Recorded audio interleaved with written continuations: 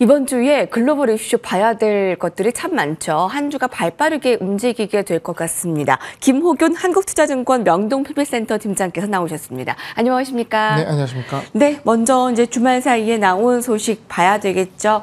자, 도널드 트럼프 대통령이 자신의 뜻대로 독립기념일인 4일 하나의 크고 아름다운 법안, 메가 법안에 서명했습니다.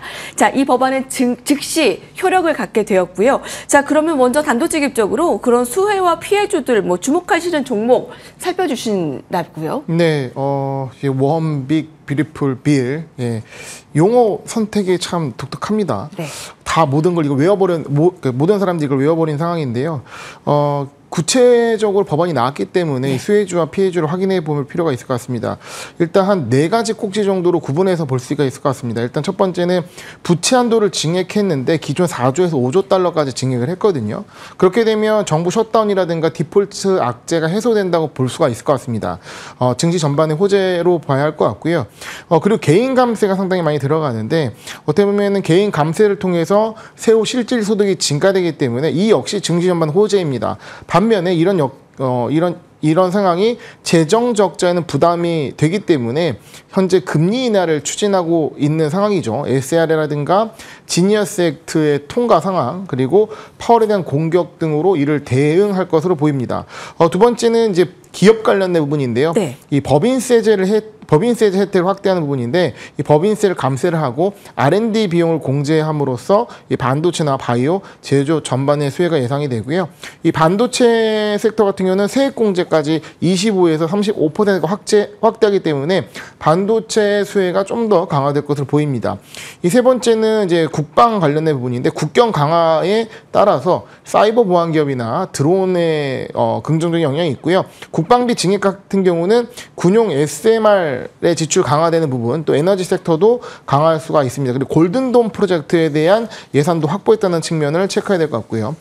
그리고 반대로 이제 보조금이 좀 축소되는데 이로 인해 사회 안전망의 예산이 감소되면서 전기차라든가 소비재는 좀 악재일지 않을까 생각을 합니다. 그래서 정리하면 증시는 호재다. 네. 근데 수혜 섹터는 반도체, 바이오, 드론, 방산, 즉 트럼프 트레이딩 관련 종목들이 주로 수혜를 받을 것이고 재정 지출의 부담은 숙제인데 이게 이 스테이블 코인이라든가 금리 인하와 맞물려서 진행될 것 같습니다. 네. 자, 몇 가지 틀을 제시해 주셨습니다. 이제 개인 감세에 대해서는 증시 전반의 호재다. 거기다 금리 인하까지 같이 겹쳐진다면 증시에는 우호적이겠네요. 근데 부정적인 것을 몇 가지 얘기를 해주셨는데요. 그 부분도 체크를 잘 해야 되겠죠. 네. 앞서서 얘기해 주신 전기차, 소비재의 악재, 보조금 축소되는 부분. 그리고 트럼프 행정부의 정책 부정적인 업종 가운데 헬스케어, 청정에너지. 그쪽은 좀 어떻게 보세요? 이제 당분간 좀 피할까요? 헬스케어 같은 경우는 약값 인하 정책에 맞물리기 때문에 비교적 정책 수혜와 반대로 간다라고 보시는 게 좋을 것 같고요. 물론 좋은 기업들이 있죠. 일라일 같은 기업도 관심이 많으실 텐데 일단은 다른 업종이 좀 더 좋아 보인다. 그렇게 생각을 합니다. 예. 자, 트럼프 대통령의 반기를 든 이 머스크의 행동이 이번 주에 또 어떻게 발생이 될까요? 트럼프에 맞선 머스크 아메리카당 창당, 선언. 아마 여러분들 좀 주말에 놀라셨을 겁니다. 트럼프의 킹메이커에서 이제는 반란군으로 완전히 갈라선 모습입니다. 네, 트럼프 머스크의 2차전이 지난주에 발발을 했고 테슬라 주가 한번 휘청였다가 다행히 인도량이 예상치보다 잘 나오면서 반등을 했거든요. 이걸 흔히 말해 천만다행이라고 부르는데 머스크는 여기서 참지 않고 멈추지 않았습니다. 일단은 신당을 창당해서 캐스팅 보더가 되자라는 얘기를 했는데요. 일단은 이 법안이 통과되면 신당 창당할 수 있다라고 얘기를 했다가 법안이 통과되자마자 신당 창당을 해버렸습니다. 전날에 투표를 붙였고요. 투표 결과가 2대1이다라고 본인은 이제 얘기하고 있는 상황인데 어떻게 보면은 이것이 전략적으로 우수할 수 있으나 과연 이 미국에서 제3당이 가능할까? 실현 가능성의 문제가 대두되고 있는 상황이고 그리고 트럼프 과연 이걸 가만히 냅둘까? 라는 부분이 이슈입니다. 더 중요한 것은 그럼 테슬라 주가는 과연 어떤 영향을 받을 것인가가 주주들의 가장 큰 영향을 받는 상황인데 어떻게 될까요? 이 웨드부시 댄 아이브스가 이제 이를 경고하고 나섰죠. 일단 테슬라의 가치의 90%는 이 자율주행과 옵티머스에 있는데, 그러니까 아직 지금 한참 준비하고 있는 게 아니겠습니까? 매우 중요한 시기에 정치적으로 빠지는 걸 극히 경고를 했는데, 이게 좀 더 이 창단까지 가게 되면은 이게 어떻게 될지 모르는 불확실성 세계로 빠질 수 있다라는 점이 리스크라고 보여지고, 이제는 트럼프의 반응이 과연 어떨 것인가. 법안은 통과됐고요. 네. 아직 창단까지는 먼 길이 남아있기 때문에 대인배 모드로 나설 것인가, 아니면 강력하게 초장부터 견제를 하거나 아니면 공격을 할 것인가 라는 부분에 있어서 테슬라 주가 향방이 결정될 것 같습니다. 네. 트럼프는 관세 폭탄, 머스크는 창당 공세. 참 이번 주에도 헤쳐나갈 것이 많네요. 자, 거기다 가장 또 핵심 이슈라고 하면 이번에 이제 무역 협정에 대한 유예 그 종료 기간이 9일인가요? 예, 이제 그 이후에 어떻게 될까? 자, 각 나라마다 합의가 이루어지지 않으면 그 4월 2일에 부과됐던 그 정도의 엄청난 관세를 부과할 것이다라고 해서 불확실성이 늘어나는데, 아니면 또 그 국가 안에서도 말이 많은가 봐요. 또 다른 사람은 이번에 그 유예에 대한 연장 가능성까지 또 얘기를 하더라고요. 네. 어떻게 보세요? 트럼프만 알겠죠. 트럼프만 네. 예, 이제 감세가 끝났기 때문에 관세 시간이 돌아왔습니다. 지금 시장 자체상을 봤을 때 상승인 것은 인정하지만 이 상승 자체의 성격 규정을 정상적인 상승장이보다는 포모장이라고 봐야 할 것 같습니다. 이게 밸류 투자 관점에서, 즉 가치 투자라는 관점에서는 과연 이 상황을 신규로 진입할 수 있을까라는 고민을 할 수밖에 없는데요. 보유자 관점에서는 좀 더 고민이 커질 것 같습니다. 감세안은 증시엔 당연히 호재라고 볼 수가 있겠지만, 이어지는 관세 이슈의 불확실성이 증시가 과연 쉽게 감당할 수 있을까라는 고민을 하게 됩니다.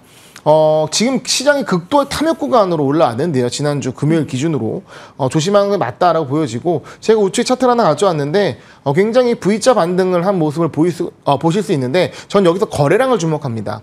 실제 거래량이 급락 구간과 급등 구간에 굉장히 모여 있는 상황이었고, 네. 현재 이 상승 구간에서는 거래량이 감소하고 있습니다.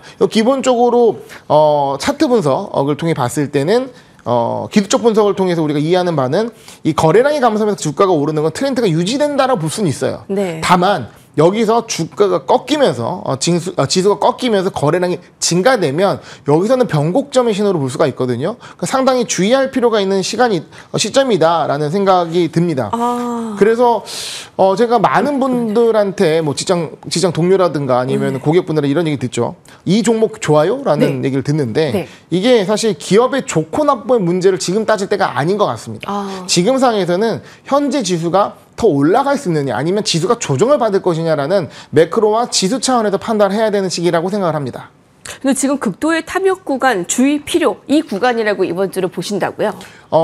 CNN의 공포 탐욕 지수 자체에서 지금 극도의 탐욕 구간까지 올라왔거든요. 오늘 78까지 올라온 상황인데, 이게 지난 4월 2일 이제 그 해방의 날 기준으로는 거의 2포인트, 3포인트까지 떨었던 것이 지금 극도의 공포권에서 지금 1, 2, 3, 4단계까지 올라온 상황이거든요. 그래서 보통 이런 극도의 탐욕권에 가게 되면 보통 정점일 가능성이 높기 때문에 주의가 필요하다는 것이죠. 그러면 그와 관련해서 전략을 세워주실 것 같은데요. 조금 더 종목의 재정비도 필요로 해 보일 수 있겠고요. 자, 팀장님의 의견을 또 듣겠습니다. 미국의 크립토 주간 지정하면서 친암호화폐 정책 기조에 따라 통과 가능성도 높게 거론됩니다. 또 그와 관련해서 종목도 오늘 하나 제시해 주신다고요. 네, 일단은 크립토 주간이 뭐 다음 주에 이번 주는 아니고 다음 주에 이 하원에서 지정을 했습니다.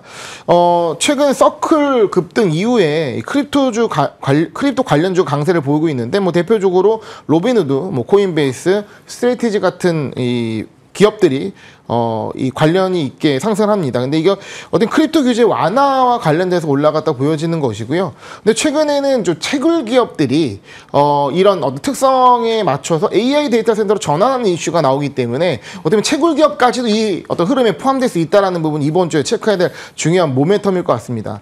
하원에서는 이제 이 감세 통과 이후에 재정 악화 이슈를 해결하기 위해서 지니어스 액트에 적극적으로 참여하는 모습도 함께 봐야 할 것 같습니다. 예. 야, 이번 주에 FMC 의사록도 주목되는데요. 한마디 주실까요?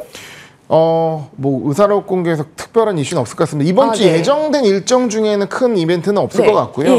네,